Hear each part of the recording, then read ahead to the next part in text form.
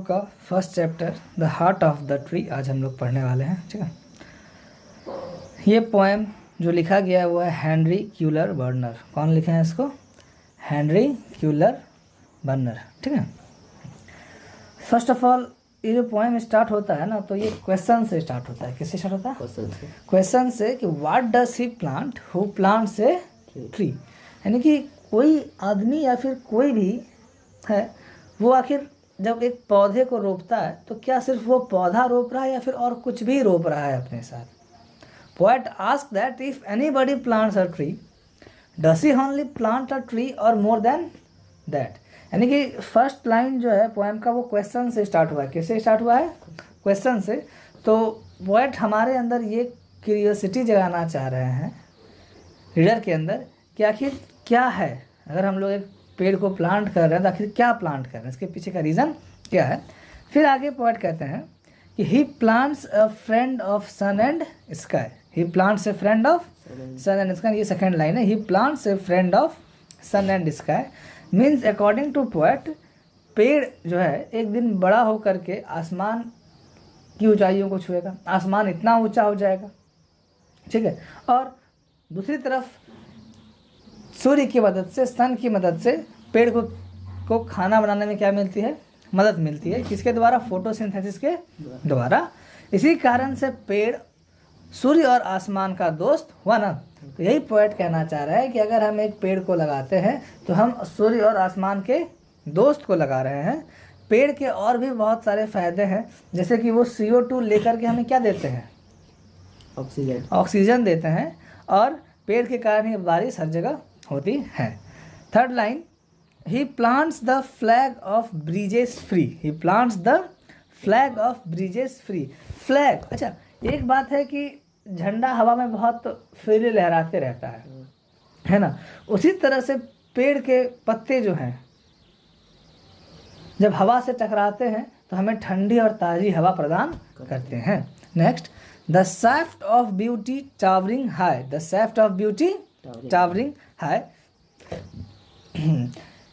पेड़ के लॉन्ग और नैरो जो स्टेम ब्रांचेस हैं वो बहुत ब्यूटीफुल दिखने में लगते हैं, बहुत सुंदर दिखने में लगते हैं, और ऐसा लगता है कि एक बहुत ऊंचा टावर, जो आलीशान टावर जो बहुत अच्छे से रंगा हुआ है, अच्छे से किसमें सजा हुआ है, वो बना हुआ है।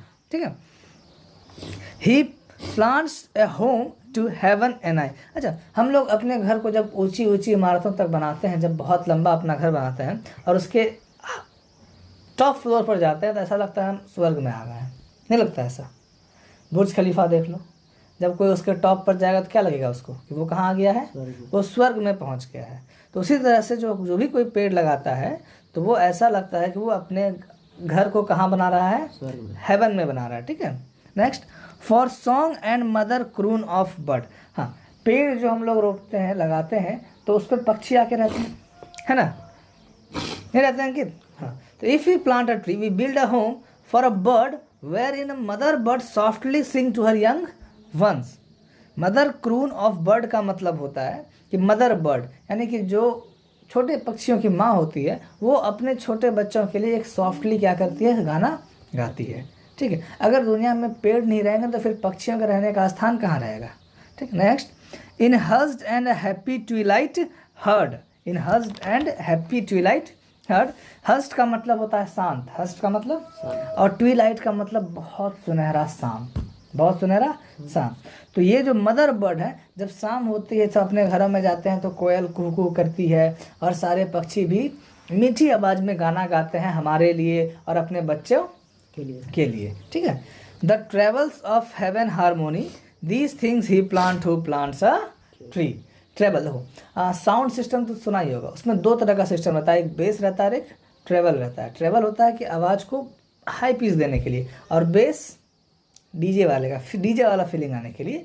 तो उसी तरह से कि जैसे जैसे शाम होती है तो अपने जो पक्षी होती है वो इतना सुंदर गाती है, इतना हाई पिच, इतने जोर से गाती है, सुंदर गाती है, ऐसा लगता है कि वो हेवन जोर से गाती है, ऐसा लगता है कि वो हेवन कुछ दे रही हो। जब वह सुरीली और हाई पिच टोन में गाते हैं, कि जब वह सुरीली और हाई पिच टोन में गाते हैं तो यूनिवर्स, ब्रह्मांड, हमारे आसपास हमारे लोगों को बहुत ही आनंद आता है।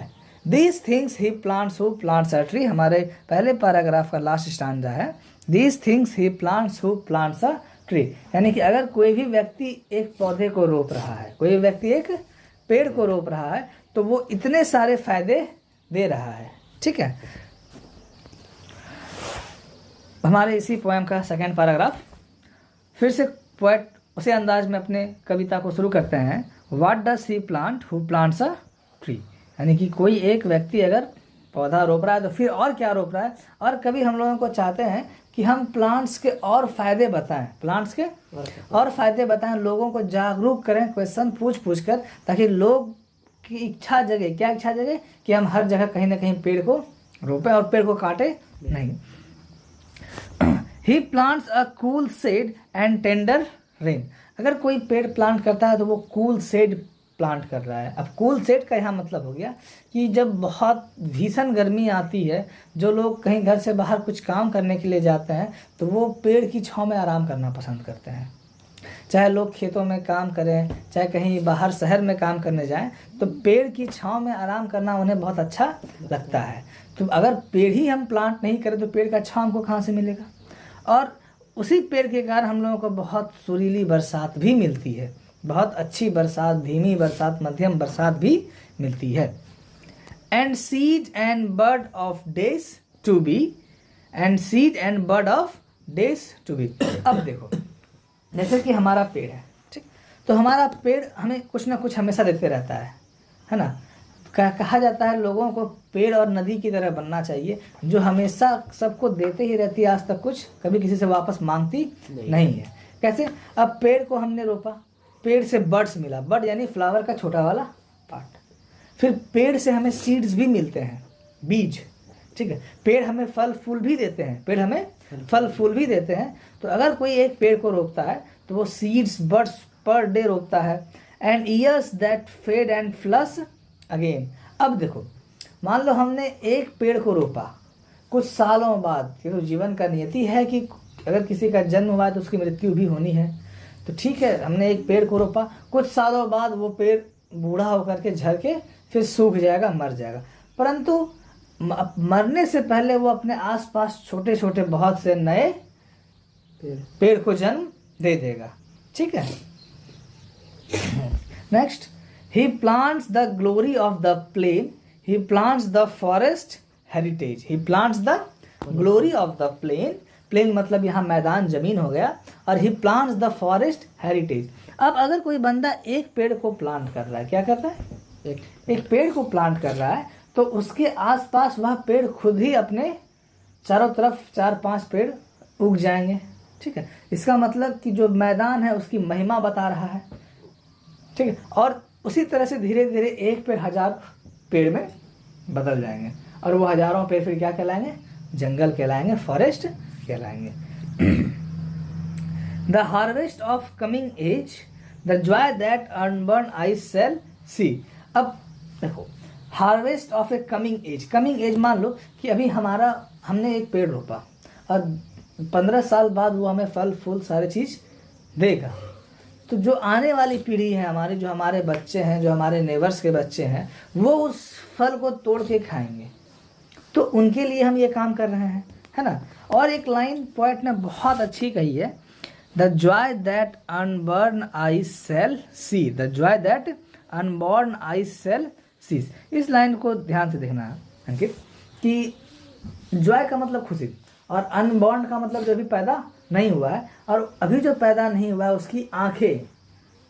अगर हम आज एक पेड़ अपने आंगन में लगाते हैं और हमारे बेटे के बेटे जो भी हो वो उस पेड़ से फल तोड़ के खाते हैं, तो उनकी आंखों को कितनी उस समय खुशी मिलेगी कि नहीं, हमारे दादाजी या परदादाजी ने ये पेड़ लगा के गया, आज हम इससे आम खा रहे हैं, इमली खा रहे हैं, अमरूद खा रहे हैं, है कि नहीं। तो ये लाइन कहता है कि the child who is not born yet, they will see the Joy and happiness of the plants. और उन्हें एहसास होगा कि हमारे जीवन में पेड़ पौधों का क्या महत्व है। आने वाला समय ऐसा आ रहा है कि लोग फैक्ट्रीज के लिए, लोग घरों के लिए अपने हमारे पेड़ों को, जंगलों को काट देते हैं। अब कुछ समय बाद जब पेड़ की महत्व हमारे बच्चों को पता नहीं रहेगी तो वो भी पेड़ को काटेंगे, और धीरे धीरे ऑक्सीजन, कम होगा, CO2 बढ़ेगा, CO2 बढ़ने के कारण ग्लोबल वार्मिंग होगी, सारे आइस पिघल जाएंगे, है ना। तो अगर हमने एक पेड़ को सजो के रखा है और वही बच्चा, हमारा बच्चा देखता है कि नहीं पापा ने या फिर दादा ने इस पेड़ को बहुत अच्छे से रखा है, तो हमें भी आगे यही काम करना है, ठीक है। तो वो खुशी अलग होगी अनबॉर्न आइस की। These things he plants who plants a tree. तो फिर पोएट कहते हैं कि जो भी एक बंदा अगर कोई पेड़ लगा रहा है तो ये सारी चीज़ें वो लगा रहा है। ये पेड़ की महिमा, पेड़ की महत्व बता रहे हैं पोएट हमें कि हमारे जीवन में एक पेड़ का महत्व कितना है। अगर हर लोग एक एक पेड़ लगाएं तो आज मान लो कि 1000 करोड़ों पेड़ उग जाएंगे। ठीक है, कोई डाउट यहाँ तक बच्चों? एक बार फिर से इसका रिवीजन करते हैं। सेकेंड पैराग्राफ का 5th line, he plants the glory of the plain, ये लाइन, ठीक है। देखो प्लेन मतलब होता है मैदान या फिर जमीन, ठीक है। ग्लोरी मतलब होता है महिमा।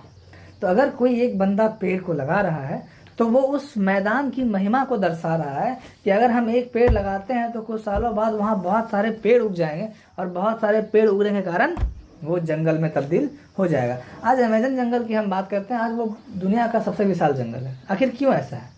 बहुत सारे पेड़, पेड़ भी तो बूढ़े होते हैं, पेड़ भी तो मरते हैं, लेकिन मरने के बाद उस जगह पे एक और नया पेड़ खुद ब खुद आ जाता है, ठीक है। तो यही कवि कहना चाहते हैं कि अगर कोई भी एक प्लांट किसी भी ज़मीन पर लगाता है तो वो सिर्फ एक प्लांट्स नहीं लगा रहा है, वो उस मैदान की महिमा को बढ़ा रहा है, उस ज़मीन की महिमा को बढ़ा रहा है, ताकि वो एक प्लांट जो है फिर धीरे धीरे उसके आसपास बहुत से प्लांट्स होंगे और वो फिर जंगल में तब्दील हो जाएगा, ठीक है।